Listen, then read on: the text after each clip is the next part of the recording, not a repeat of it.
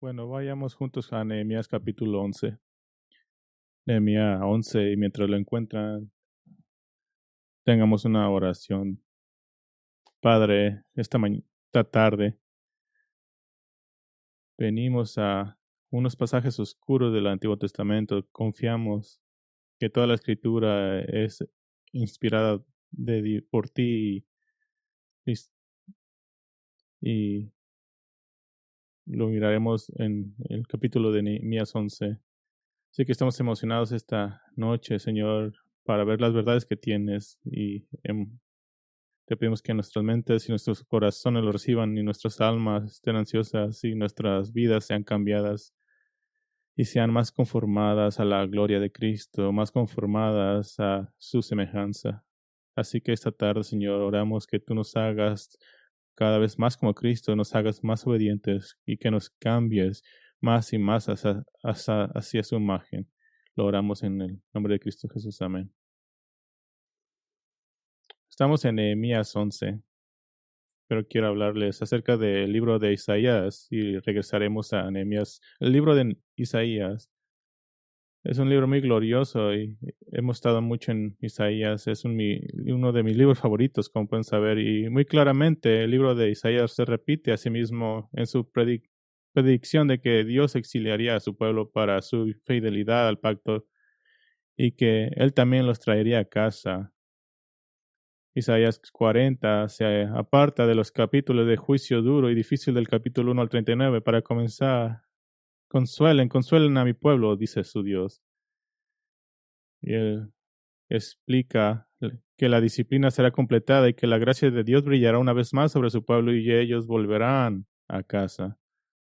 Y como hemos visto, el regreso del exilio de unos 10,000 judíos que comenzó 70 años después de la primera cautividad en Reino del Sur de Judá en el 605 a.C. Este regreso sí cumple con esa promesa de Dios. Y sin embargo, nunca, ni siquiera está cerca de toda la gloria que Israel disfrutó bajo los años de apogeo del rey David y el rey de Salomón. Así que siempre estamos queriendo un poco más. Y el texto de esta noche no es diferente. De hecho, a primera vista parece bastante mundano. Y miramos una lista de todos estos nombres de personas casi mundanas, una lista de personas. Un erudito escribió esto: hay poca expectativa de que Nehemías 11 se convierta en uno de los capítulos más famosos o más queridos del Antiguo Testamento. El lector moderno no encuentra muy interesante las largas listas de nombres hebreos difíciles de pronunciar. Y como le dije a mi hija Julia, mientras trató de pronunciar una y lo pronunció mal, no le diré cuál es, porque tal vez yo también lo pronuncié mal, pero no lo encontré muy interesante, ¿acaso no? Así que pienso que la forma más efectiva de abordar este texto, y esta noche estaremos abordando todos los capítulos 11 y 12 del 1 al 26. Y creo que lo más efectivo de hacer es que pasemos a algunos de los aspectos más destacados. Y como cada texto de la Biblia, habrá algunas aplicaciones ricas para nosotros, así que esta noche será tan simple como puede ser. Primero les explicaré la historia y luego el significado. Y la historia se puede dividir en dos partes más pequeñas. Parte 1, que es el capítulo 11, lo podemos llamar la repoblación de Jerusalén. La repoblación de Jerusalén. ¿Se acuerdan que los muros y las puertas de Jerusalén se han completado? El templo se ha completado. Dios ha ayudado a los descendientes de los exiliados con los molestos pueblos amenazantes a su alrededor. En los capítulos 8 y 10, el pueblo se ha reunido, ha escuchado la ley de Dios 3 veces, ha confesado sus pecados y ha hecho un pacto con Dios por escrito para reafirmar su lealtad a Dios y a su ley. Y eso nos lleva hasta Nehemías 11, 1 al 3, y lo que dice: los jefes del pueblo habitaron en Jerusalén, pero el resto del pueblo echó suertes a fin de traer 1 de cada 10 para que habitara en Jerusalén, la ciudad santa, mientras los otros 9 se quedarían en las otras ciudades. Y el pueblo bendijo a todos los hombres que se ofrecieron para habitar en Jerusalén. Estos son los jefes de la provincia que habitaron en Jerusalén, en las ciudades de Judá, cada cual habitó en su propiedad, en sus ciudades los israelitas, los sacerdotes, los levitas, los sirvientes del templo, los descendientes de los siervos de Salomón. Ahora, para obtener el contexto adecuado para esto, tenemos que recordar que los capítulos 8 a 10 constituyen un periodo de renovación espiritual.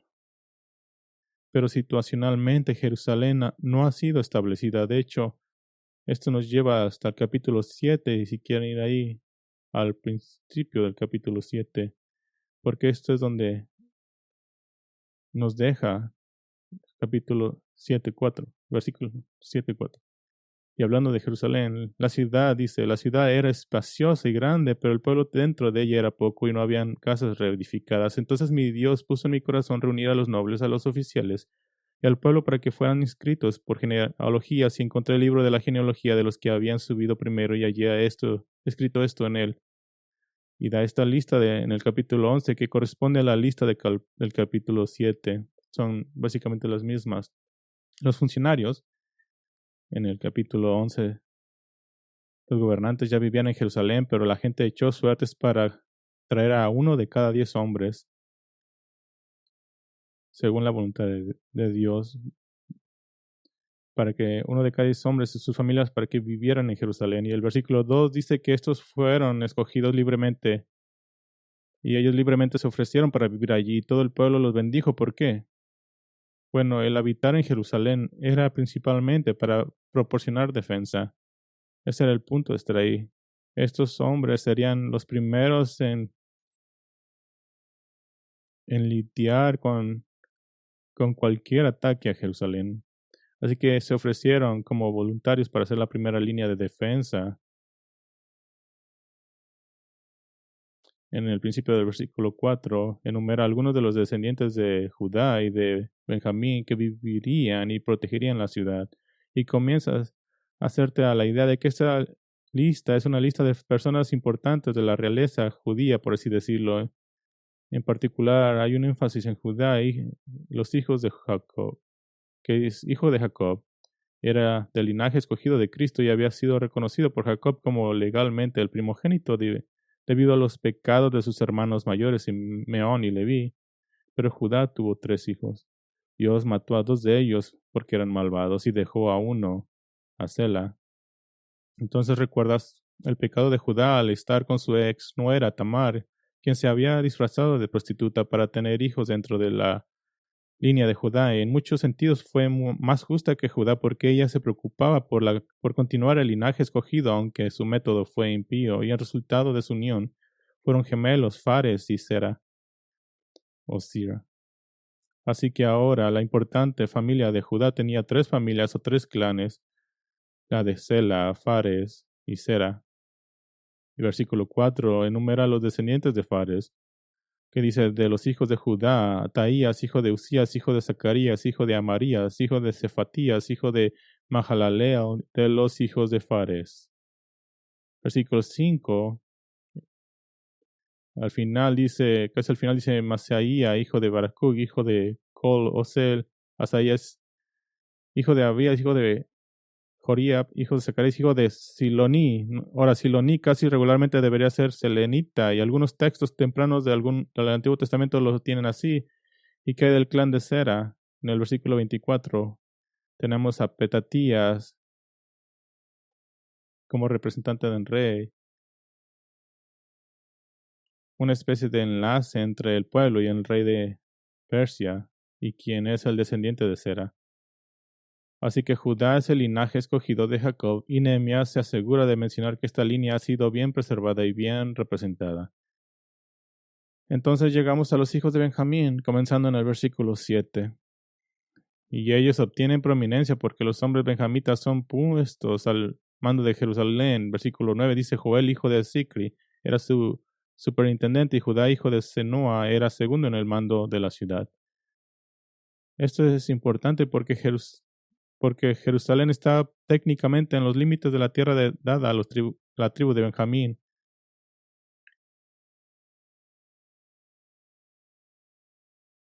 Ahora, esto sería importante más tarde, pero observe la estructura de mando. No era un gobernante supremo, sino un superintendente perfecto, un segundo al mando, algo así como un simple sistema de balances de poder. Ahora, comenzando en el versículo 10, llegamos a la lista de sacerdotes y sus parientes que vivirían en Jerusalén. Y solo quiero apuntar un detalle. En el versículo 14, ese es el sacerdote y que dice, y sus hermanos hombres de gran vigor. Ahora, ¿por qué necesitarían los sacerdotes de hombres de gran vigor?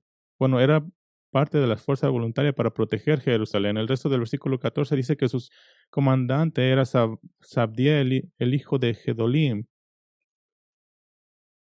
¿Quién es el hijo de Gedolim? Gedolim no es un nombre, sino un apodo. Gedolim es un sustantivo plural que significa los grandes. En otras palabras, Sabdiel, el sacerdote, era el comandante de las fuerzas sacerdotales voluntarias porque era el más grande y más fuerte de todos ellos con toda probabilidad. Pongámoslo, pongámoslo así, Sabdiel era el David Papilón del clérigo en Jerusalén. Ahí está David, se pueden relajar.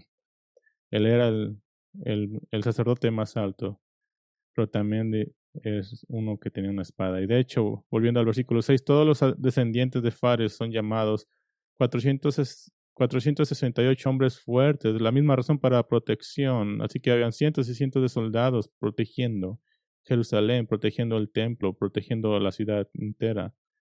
En el versículo 15 a 18, Nehemías da la lista de los levitas, el personal de apoyo para la adoración en el templo. Destacaría a dos hombres en el versículo 17, Matanías, que era jefe para comenzar la acción de gracias en la acción, y Buquías, el segundo entre sus hermanos.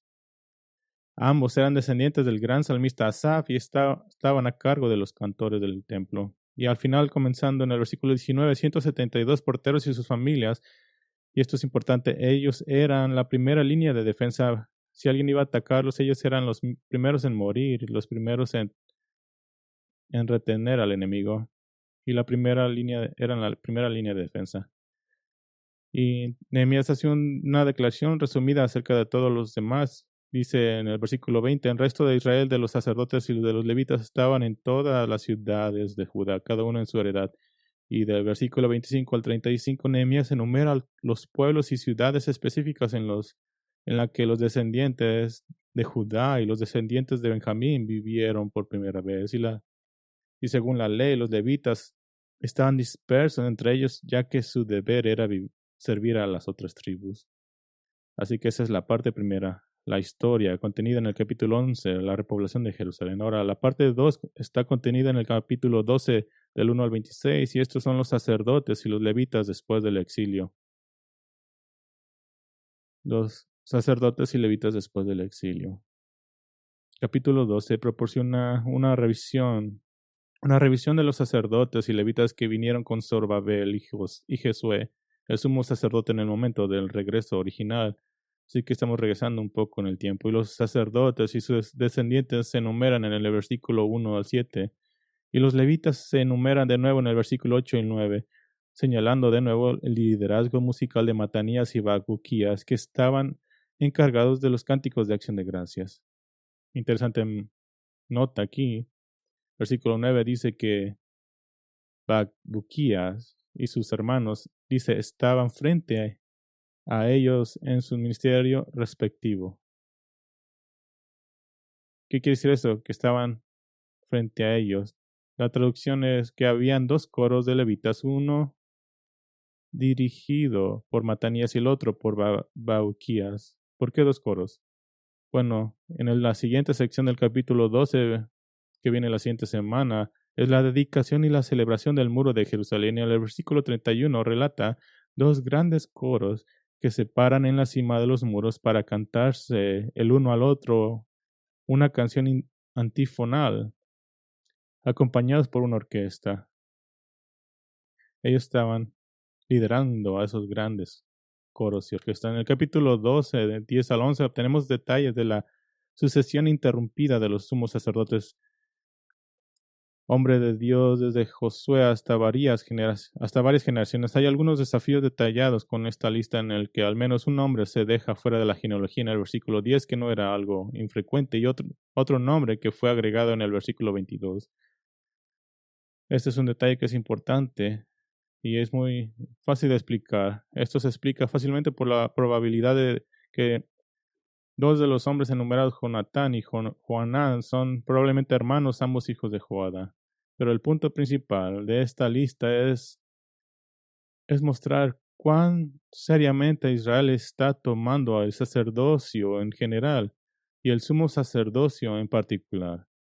Que el sumo sacerdote actual, Eliasib, en los días de Nehemías, era el líder religioso legítimo de los sacerdotes.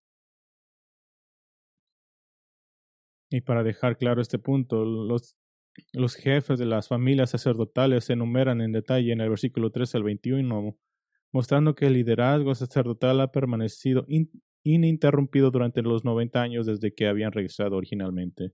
La parte final de esta sección de listas nos da un desglose de las cabezas de familia de los levitas. Y hay muchos nombres repetidos porque esta lista es una lista de líderes del clan, pero incluso en esta lista hay una referencia musical en el versículo 24 que dice: los principales de los levitas eran Asabías, Serebías y Jesúa, hijo de Cadmiel, con sus hermanos frente a ellos, para alabar y dar gracias, según lo prescrito por David, hombre de Dios, sección frente a sección.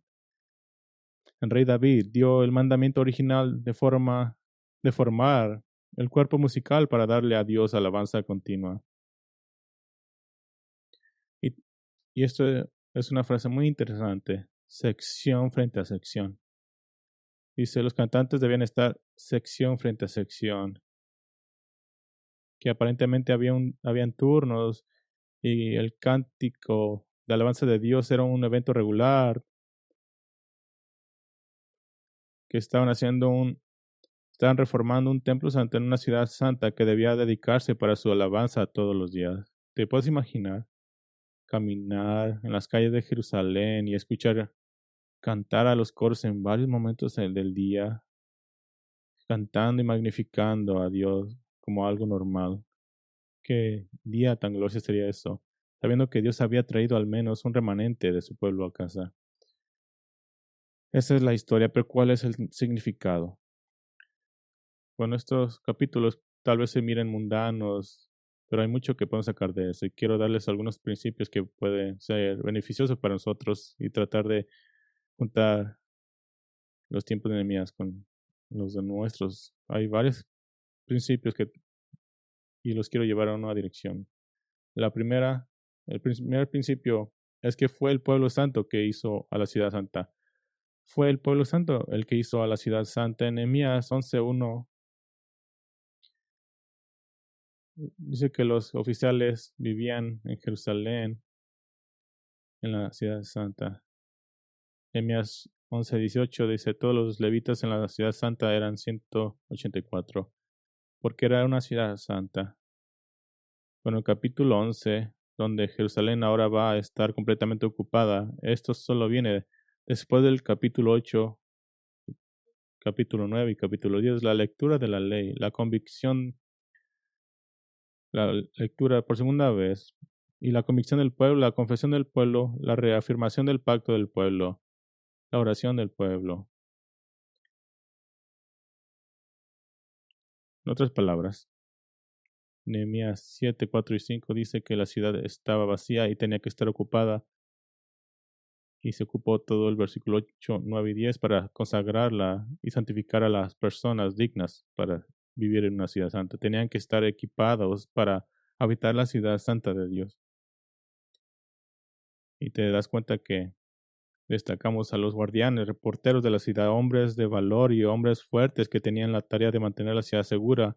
Es una cosa inteligente de hacer.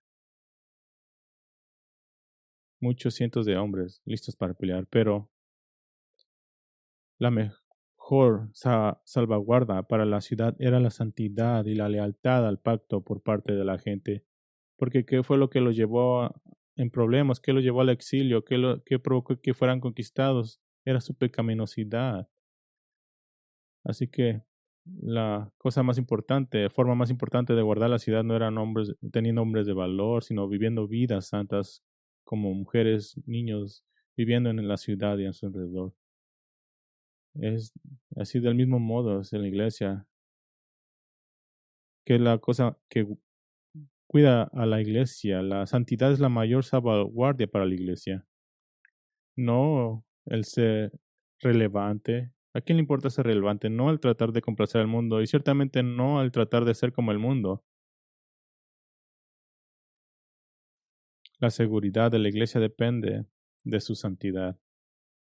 Y ese es un concepto muy importante que muchas veces se ha perdido. La seguridad de la iglesia depende de su santidad, de la voluntad y del deleite de los miembros de la iglesia para caminar de una manera digna del Evangelio de Cristo. Y, y no quiero decir que nos guardemos de la persecución. Vamos a tener muchas dificultades, pero estoy hablando espiritualmente puros, espiritualmente sin mancha. La mejor defensa para la iglesia contra los engaños del mundo es la santidad de su pueblo y nunca ha cambiado eso. Hay un segundo principio que podemos obtener del capítulo 11 y 12. El pueblo santo vive vidas sacrificiales. El pueblo santo vive vidas sacrificiales. Eso es parte de ser un creyente en Cristo. Usted notó al comienzo del capítulo 11 que 1 de cada 10 hombres fueron escogidos por sorteo para habitar Jerusalén, para ser los guardianes, los primeros en responder a los problemas. Esto está relacionado con el fin del capítulo 10, cuando los exiliados que habían regresado acordaron guardar la ley. Y miramos el principio de los diezmos, que dice que trajimos el diezmo, el 10 de nuestro grano a los levitas, porque los levitas eran los que recibían los diezmos donde servíamos. Ahora ellos no estaban, ellos mismos estaban diezmando, estaban mostrando que ellos estaban dándose a sí mismos, están sacrificándose a sí mismos. Y lo que está mostrando es que el verdadero adorador de Dios no solamente da cosas externas, sino que se da a sí mismo. De hecho, el apóstol Pablo muestra exactamente este principio.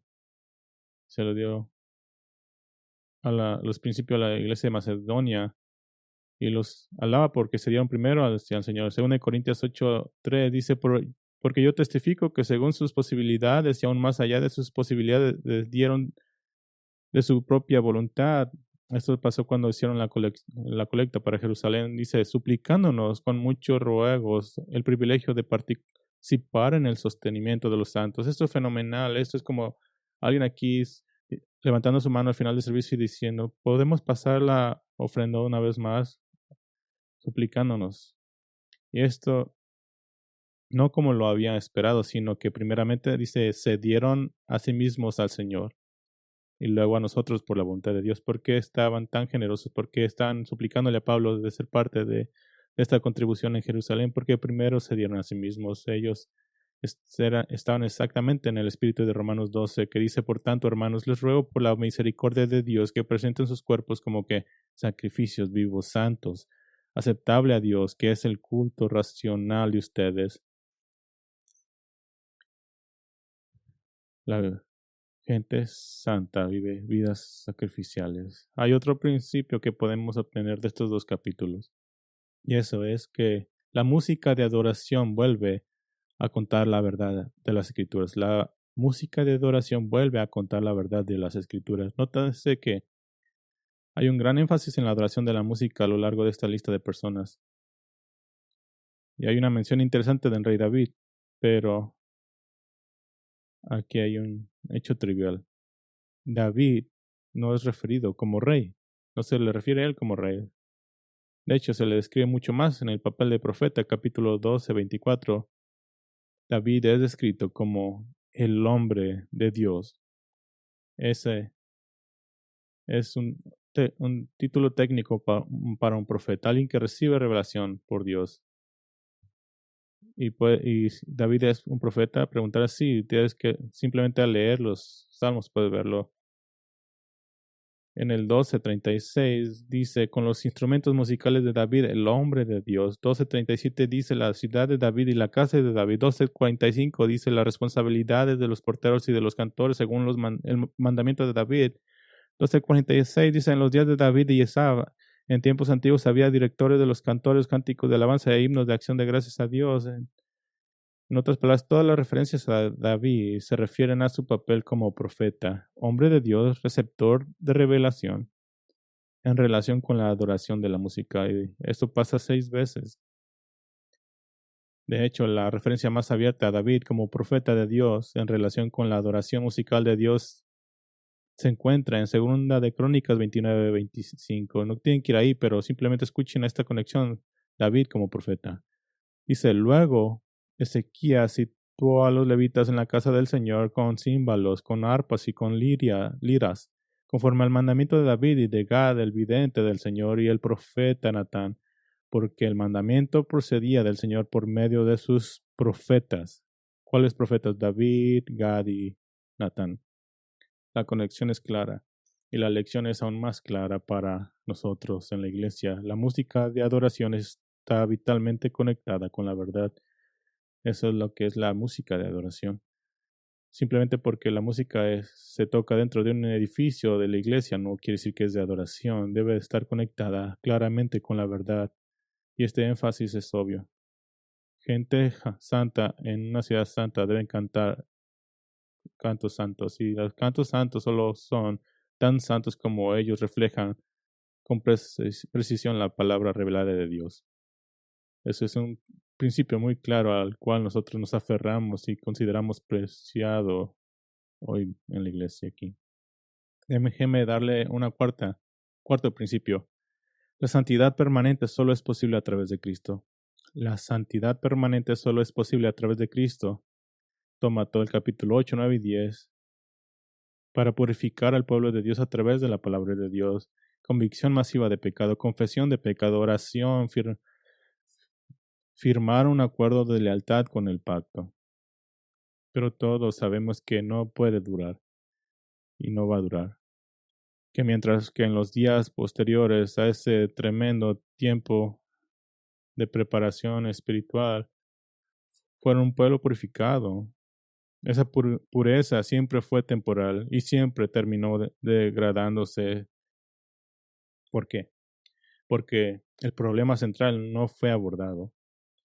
Necesitaban un sacrificio sustitutivo por el pecado, necesitaban un hombre que muriera en su lugar, que nunca había pecado y que pudiera ofrecer su vida perfecta a cambio de la suya pecaminosa, y un hombre que pudiera recibir la paga por el pecado que es la muerte, para pagar el castigo eterno por cada pecado suyo. Y por supuesto, este hombre, Jesucristo, completamente Dios y completamente humano, también tendría que conquistar la muerte para que todos los que creen en Él puedan seguirlo en su resurrección. Y mientras esas personas estén en cuerpos no glorificados en un tiempo anterior al nuevo pacto, nunca iba a durar.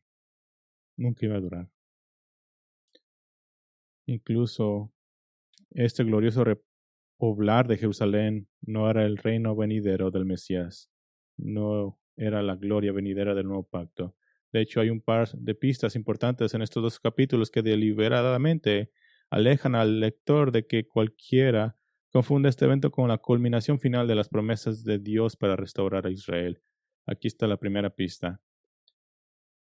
Regresando a las 6 menciones de David, nunca es mencionado como rey ni siquiera una vez. La única mención de un rey está en el capítulo 2 y tiene que ver con el rey de Persia.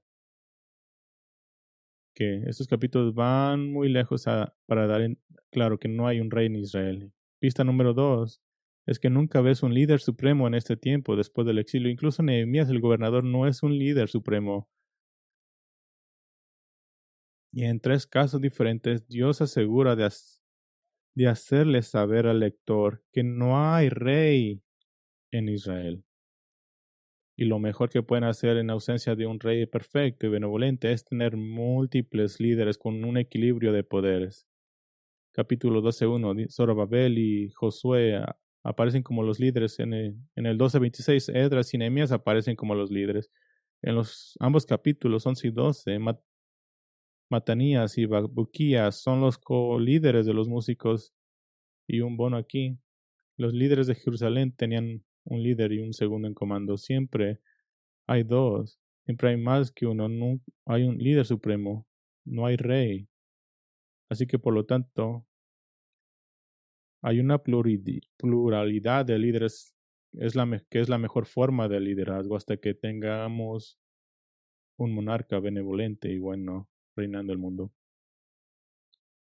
Ahora dije al principio que el libro de Isaías predijo muy clara y repetidamente que Dios exiliaría a su pueblo por su infidelidad al pacto y predijo que Él también los traería a casa. Isaías 40 se aparta de los capítulos del juicio duro y difícil del 1 al 39 para comenzar. Consuelen a mi pueblo, dice su Dios, que la disciplina será completada y que la gracia de Dios brillará una vez más sobre su pueblo y ellos volverán a casa. Pero Nehemías 11 y 12 presenta un problema. Sí, Dios ha purificado a su pueblo para habitar su ciudad santa. Y en general, Nehemías 11 y 12 muy feliz y agradable en tema y contenido. Pero el problema es que no durará. El pueblo de Dios ha sido purificado por ahora. Y todo lo que tienes que es continuar en la historia para mirar cómo se degradan. Sí, los israelitas han regresado, pero todavía bajo el dominio persa y sin ningún rey israelita. Ciertamente ningún rey davídico. Estará manco el dominio persa hasta alrededor del 331 a.C. Alejandro Magno conquistó el imperio persa durante un periodo de una década y tomó el control de la región de Judea alrededor del 331 a.C. y continuó su trabajo cultural de tratar de unificar su imperio mediante la difusión del helenismo, cultura y lenguaje griegas. El helenismo se extendió por todas las comunidades judías con el griego convirtiéndose en el idioma preferido, aunque el hebreo y el arameo continuaron entre los judíos locales. Había una tensión continua entre los diferentes grupos de judíos con respecto al debilitamiento de la identidad judía a través del helenismo, y esta brecha cultural continuó durante siglos, incluso siendo un problema en la iglesia primitiva de Jerusalén, como se registra en Hechos 6, entre los helenistas y los judíos en la iglesia. Después de la muerte de Alejandro Magno en el 323 a.C., su general dividió su imperio entre ellos, que se convirtieron en dinastías en varias tierras del imperio, y los Ptolomeos en Egipto y los seleucidas en el área sirio-mesopotámica gobernaron a todas las personas en Judea, porque Judea estaba atrapada entre esos territorios. Parece que en toda la historia Jerusalén siempre está entre dos poderes. Los Ptolomeos en Egipto gobernaron a Judea primero y realmente permitieron la total libertad religiosa e incluso mucha autonomía política, pero la cercanía de los seleucidas causó todo tipo de lucha interna y toma de partido entre judíos, tratando de averiguar quién saldría victorioso. En el 194 a.C., los helenitas tomaron el control de Judea y endurecieron las restricciones religiosas mucho más de lo que los Ptolomeos habían tenido, y ahora las tensiones comenzaron a aumentar entre los judíos y los gobernantes helenísticos. Cuando Antíoco Epífanes llegó al trono de los seleucidas, esas tensiones aumentaron rápidamente. En el 175 a.C., aumentó los impuestos en Judea para financiar sus fallidas campañas militares en Egipto. Y un hombre llamado Jasón, un judío helenizado, sobornó a Antíoco para que lo convirtiera en sumo sacerdote en Israel. No tenía cualidades específicas, solamente dinero. Solo 3 años después, la posición de sumo sacerdote fue para otro judío helenizado, Manalao. Esta asociación llevó a Antíoco a colaborar con simpatizantes judíos listos para esto, convertir al pueblo de Dios, al templo de Dios, en un santuario pagano. Alrededor del año 167 a.C., un sacerdote a las afueras de Jerusalén, Matanías, junto con sus 5 hijos, lideró una revuelta contra el gobierno de Antíoco Epifanes. Utilizaron ataques furtivos rápidos en ciudades y pueblos claves. La revuelta continuó bajo uno de los hijos de Matatías Judas. A Judas se le dio el apodo de Macabeo, que quiere decir martillo, y tomaron el control de Jerusalén de nuevo. Los seguidores de Macabeos purificaron y reedificaron el templo en Jerusalén, y el evento aún se conmemora en Hanukkah. De eso se trata Hanukkah. Bueno, esta revuelta comenzó como una lucha por la libertad religiosa, pero se convirtió en una guerra por una independencia total. El control fue de ida y vuelta, con una serie de sangrientas batallas y cambios de poder durante un periodo de una década o algo así. Y eventualmente se convirtió Israel como algo así como Afganistán e Irak, con constantes guerras. Y los seleucitas recuperaron el control cuando Jonatán, uno de los hermanos de Macabeo, hizo un trato con los seleucidas para que él fuera el sumo sacerdote en Jerusalén. Por lo que una vez más tuvieron la libertad de disfrutar, que disfrutaban bajo los persas, pero aún bajo el pulgar de otro imperio. Aún no habían sido independientes. Y debido a que esto estaba tan fuera de lo normal y no estaban en línea con la ley mosaica durante ese tiempo, se desarrollaron varias facciones religiosas, incluidos los fariseos, los saduceos y esenios. Los esenios se fueron al desierto y son los que produjeron los escritos del Mar Muerto que tenemos ahora. Pero la inestabilidad política continuó hasta que los judíos nombraron a Simón, el último hermano vivo de Macabeo. Y Simón fue gobernador y sumo sacerdote, y Simón presionó por una independencia total de Israel, y después de ganar una batalla contra una importante comunidad judía helenizada en el 141 a.C., por primera vez desde el siglo 7 a.C., Israel fue independiente bajo Simón como su gobernante y sumo sacerdote. Pero esto solo duró 6 años, ya que el yerno de Simón asesinó a Simón, y el hijo de Simón, Juan, Hircano, se convirtió en el sumo sacerdote, pero inmediatamente hizo un trato con los seleucidas, que intentaban recuperar algunas tierras en Israel, las cuales él daría como tributo para mantener la independencia, lo que significaba que Israel realmente no era independiente. Pero esta pseudo-paz duró 20 años y Hircano pudo recuperar parte del territorio israelita original, anexo y Idumea en el sur, y adquirió las provincias de Samaria justo al norte de Judea y de Galilea justo al norte de Samaria. En los siglos anteriores, los samaritanos judíos mezclados con otros pueblos habían construido su propio templo en el monte Gerizim. Hircanus lo destruyó, y marcando la división final entre samaritanos y judíos, que duró hasta la época de Cristo. En el 104 a.C., Hircano murió y dejó el control a su hijo Aristábulo, que gobernó solo un año, pero por primera vez desde el regreso del exilio, un líder tomó el título de rey de Israel. Y solo una nota aquí, todos estos gobernantes en estas últimas décadas habían sido tanto sacerdotes como gobernantes, y ahora y miras que Israel estaba anhelando un regidor que fuera tanto sacerdote como rey. Y finalmente estalló una guerra civil masiva por el control, que abrió el camino para que los romanos se metieran e intervinieran, tomándose el control de Judá, Samaria y Galilea.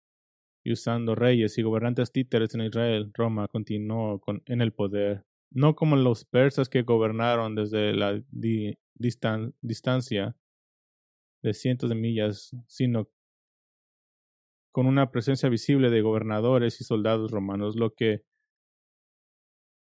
porque literalmente hicieron un fuerte en Jerusalén. Por supuesto, nos lleva al momento del nacimiento de Cristo. ¿Cuál es el punto de esta lección histórica? El punto es que los días gloriosos de Nehemías 11 y 12 no solo no fueron realmente tan gloriosos, sino que no duraron. Y durante 400 años hubo revueltas, nunca una verdadera independencia y nunca un rey legítimo. Así que eso plantea la pregunta: ¿fueron las profecías en Isaías de regreso y restauración de Israel completamente consumadas en Esdras y Nehemías, como lo hemos visto repetidamente en Esdras y Nehemías? Que no lo fueron. Pero Isaías va más allá del ejemplo, la vista previa de las promesas del Rey de Dios. Dios promete un Rey verdadero. Él les promete un Mesías en Jerusalén. Isaías 24:23 dice: entonces la luna se abochornará y el sol se avergonzará, porque el Señor de los ejércitos reinará en el monte Sión y en Jerusalén, y delante de sus ancianos estará su gloria. Recuerda cómo Dios insistió en que Jerusalén fuera una ciudad santa, hablando de un día futuro cuando Jerusalén será verdaderamente libre bajo el reinado del Mesías. Isaías 52:1 dice: despierta, despierta, vístete de tu poder, oh Sión. Vístete de tus ropajes hermosos, oh Jerusalén, ciudad santa, porque el incircunciso y el inmundo no volverán a entrar en ti. Será limpiada. ¿Cuál será la reputación de Jerusalén en todo el mundo? Isaías 62:12 dice: y los llamarán pueblo santo, redimido del Señor, y a ti te llamarán ciudad deseada, ciudad no abandonada.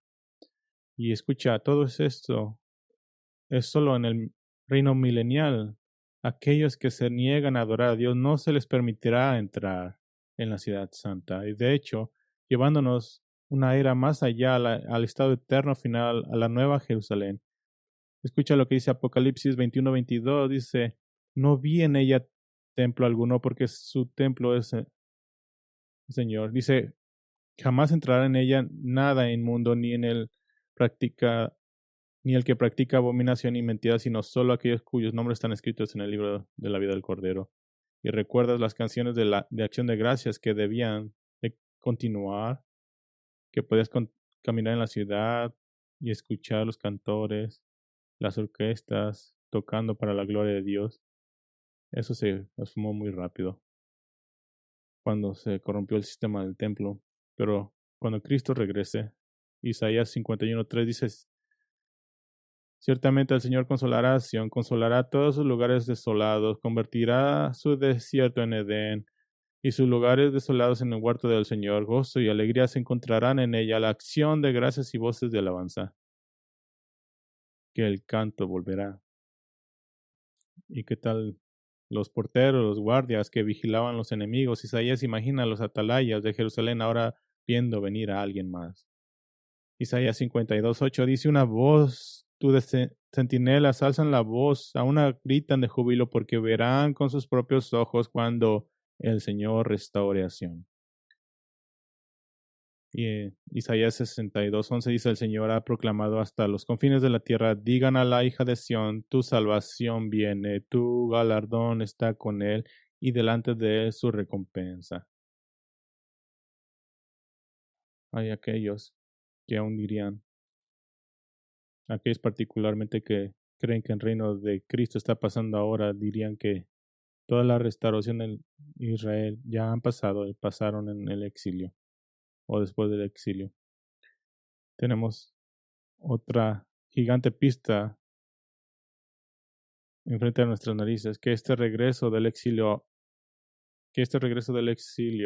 y ahora el restablecimiento de la habitación de Jerusalén es solo un modelo, solo un anticipo, solo una vista previa.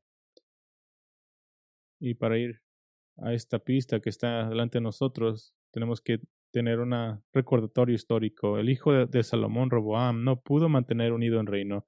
Y solo un par de años después de su reinado, el reino de Israel se dividió en el reino del norte de Israel y el reino del sur de Judá. El reino del sur de Judá consistía en las tribus de Judá y Benjamín, con algunos levitas que se quedaban para servir al templo. El reino del norte de Israel consistía en las 10 tribus.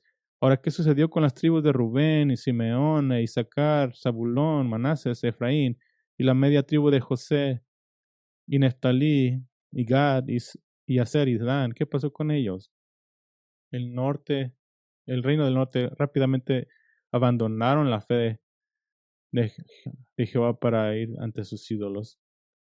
Entonces, en la conquista del reino del sur de Judá por Babilonia en el siglo VI, los que se llevaron y que regresaron fueron los de las tribus de Judá, Benjamín y Leví solamente.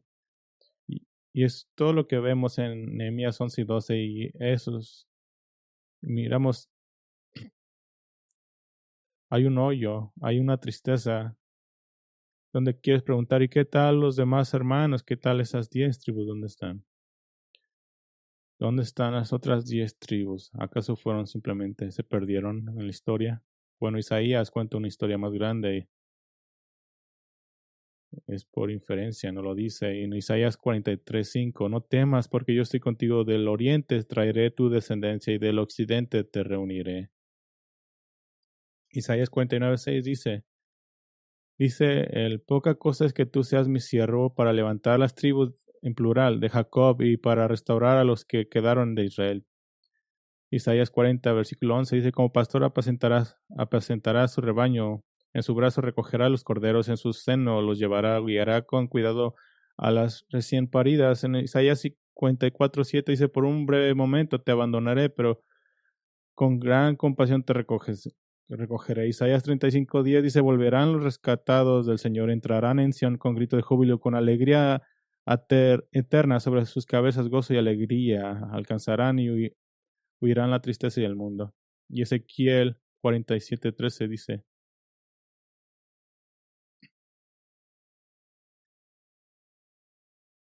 bueno, vayan a Ezequiel 47:13 por un momento y terminaremos.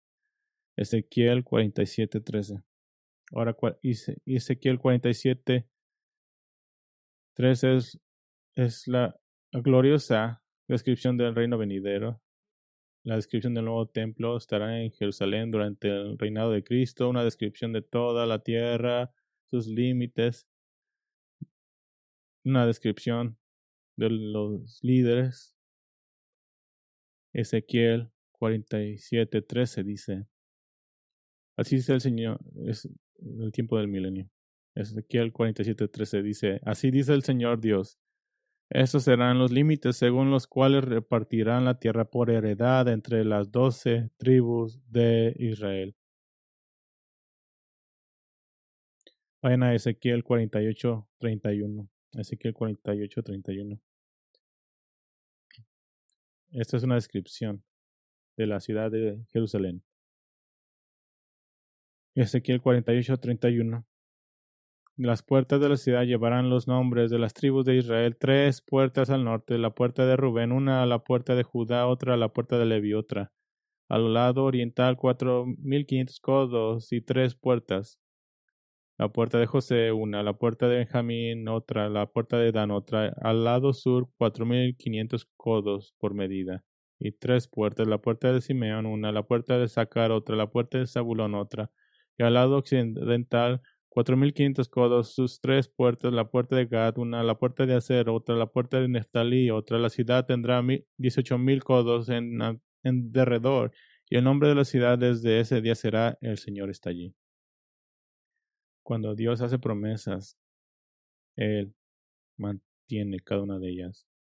Mantiene cada una de ellas. Y para cuando usted como lector llegue a este punto de Esdras, Nehemías, sabiendo que el breve éxito de los capítulos 11 y 12 se desmoronará en la historia, lo deja anhelando un rey glorioso, anhelándolo por una ciudad santa, del alivio del siglo de los siglos de confusión y problemas. Y ese deseo, ese anhelo, hace que las últimas palabras de Jesucristo en la Biblia sean tan dulces, tan acogedoras. Cuando dice en Apocalipsis 22:20, sí, vengo pronto. Son palabras buenas para nosotros. Así que Esdras Nehemías nos deja con un gran... pero necesitamos más. Bueno, lo más está al final de la Biblia y al final de la historia redentora. Sí, yo vengo pronto. Y esa es nuestra gran esperanza. Oremos juntos. Padre, qué glorioso es que se nos da este deseo santo de por ti, como hemos leído en Esdras Nehemías, tú has sido perfectamente fiel a todas tus promesas de restaurar a tu pueblo. Eso nos da gran esperanza de que tus promesas para tu pueblo en la iglesia y que el Señor Jesucristo mismo dijo que ninguno será arrebatado de la mano de su Padre. Que para todos aquellos que creen en el nombre de Cristo Jesús, su destino eterno es seguro. Que eso también nos da fe para creer que porque Dios ha mantenido tantas promesas a Israel en una forma previa en Esdras Nehemías y en una forma completa en los años venideros, tenemos gran esperanza, tan gran certeza que cuando nuestro Salvador dice, sí, yo regresaré pronto, podemos creerle y adorar junto con la última oración, diciendo, sí, ven, Señor Jesús, y esperamos el día en el que nuestro Salvador sea Rey sobre todos los reyes, el Señor de todos los señores, y que reine sobre la Santa Jerusalén, llena de gente santa. Esperamos aquel día, pero mientras tanto, ayúdanos a ser un pueblo santo entre los incrédulos, ser apartados entre los que nos te conocen y predicar el evangelio mientras hay tiempo. Y si estás escuchando tu voz, no endurezcas tu corazón. Señor, que seamos un pueblo santo. Y mientras tanto, te damos gracias y te alabamos en el nombre de Cristo Jesús. Amén.